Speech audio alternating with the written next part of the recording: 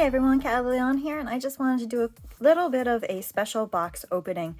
I've already actually opened this box and I've used the materials, and I wanted to share with you how I found the best way to use them. So this is part of this Sketchbox Special Edition Anime Box, which came with this adorable pencil case to hold everything. It's like it's got a nice lid to it. You can take it off and connect it to your hand, to your bag. It was just a really cute surprise. I do not have the instruction page. I have lost it within the time, so we're gonna just go with what I can remember. So, as you can see, we've got a nice little bundle of goodies here. Our biggest three items in the box are 3 Faber-Castell fat wage markers, artist pens. We've gotten something like this similar before in a pink, so getting more colors of this is super fun. Here we have the blue. It's a beautiful brush tip. And I am just working on Bristol paper for the moment. So here is our blue, our green,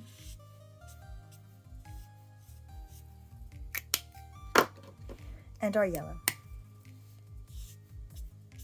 Very vibrant, very cartoon colors, but interestingly not in like our typical primary color range. But together they're a very beautiful set. In addition to the Faber-Castell markers, we've got 3 Copic markers in the box, which is a great value in itself. They have both chisel and brush type nibs on them. So here is the chisel, and my favorite, the brush. And here is our first color, which is Peony, the darker of the colors. Our next darker color is Raspberry.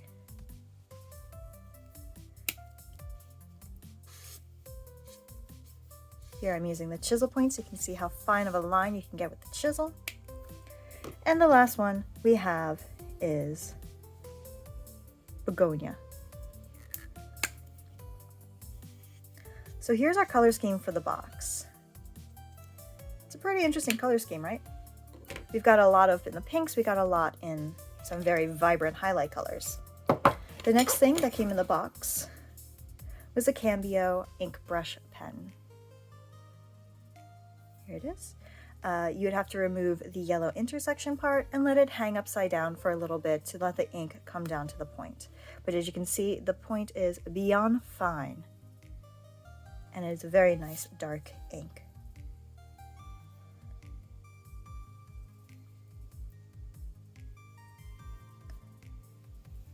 Allows you to get an extremely fine line, as you can see. And it also allows you to do some beautiful flicks.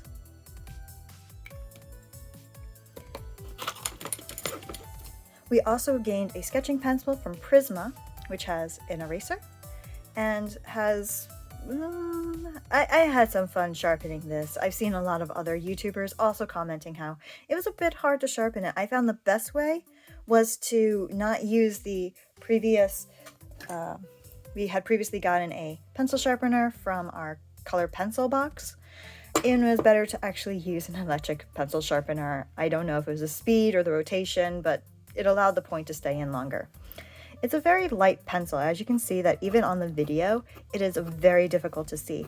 But when you're doing it with the overlay of the marker and stuff like that, this is a fantastic pencil to lay out your ideas with. And because it has an eraser, you don't have to even feel too bad if some of the lines were off the point. Because even pressing really hard, you barely can compare to the intensity of the rest of the colors. In addition to the markers and the pencil, we gained a beautiful Copic Opaque White ink with a Princeton Chisel blender. It's a very tiny point. It comes to it's a very small brush. So small, my camera doesn't want to adjust to it. There we go. A very small brush, as you can see, which gives you a very nice edge, which is great for going back in and doing little lines. And even the feel of the brush, I really enjoyed the taper that it has. So the idea with the Copic White is that you go back in after you're done with the piece and you apply it. So here, it sits very heavily on top. And because of the brush we can do some very fine lines, or we can come in and do some corrections. If, say, it's like, oh no, that line was too big, you can come in and it's a really nice apply to correct some of the ink issues. I believe the last thing in the box is this beautiful little Sketchbox ruler. I know some people were dissing on it, but it's a very nice hard ruler, very nice edge to it, and I just think it fits perfectly into the bag. So when you are trying to do borders for a comic book or manga pages, this is a really nice add-on. So I wanted to just briefly go over a couple of things that I had learned as I did the art. So here's the first one that I attempted with. I used just the 3 basic Copic markers that they provided. I started with a pencil sketch, and as you can see, the pencil lines are almost nearly invisible, and if we zoom in, you can see a little bit of them still in the area where I chose not to erase them. But overall, in the picture, they're pretty much invisible. I decided to go back in with the Faber-Castell marker and just go to highlight the eyes as the style of the piece. And you can see where I started to try to use the Copic marker to fade into some white and add some highlights to the character. For the next one, I wanted to see if I could get the Copics to blend a bit more and mix a little bit more color in. I still feel that because they gave us just the 3 Copic markers, the overall feel of a lot of my pictures tend to be in this dark pink mauve color scheme. So here I was trying to do some blending, but I couldn't get the blendings to work on these particular marker paper that they provided. But let me just say, I love this marker paper. I know that some people had some issues on it, and this is one of the ones I did with the most ink on it. And you can see it came through a little bit, but not enough that it actually bled completely through the paper onto my next sheet. So here we went back in with the Copic ink at the end. I would say though, the Faber-Castell markers are definitely an end piece. They're not wanting to be layered. They have a tendency to tear up the paper. I learned it on Bristol. I learned it on this marker paper from Strathmore. So I would say do your Faber-Castells at the end of your piece. They don't layer, they don't add more depth to it. Here I created a sense of depth because I went through with all the purple first and then ended with the green on top, which is how we got the shadow in here, using the purple actually instead of the green. Then I wanted to play a little bit more with the Faber-Castell, with the Copic ink. So here I did my entire painting and just wanted to go over it again and add some nice spider web effect to show how solid and how strong the ink could come through on a finished piece. Here, and we've also went back in on her hat to add the Copic in. Here I had learned, once again, you can't add too much of the green at the same time. It just starts to make it muddy. Up here you can see that I only came in at the very end to add in the yellow, so we don't have a lot of that blurring effect that has happened down here. And my last one is I finally wanted to use the black ink one.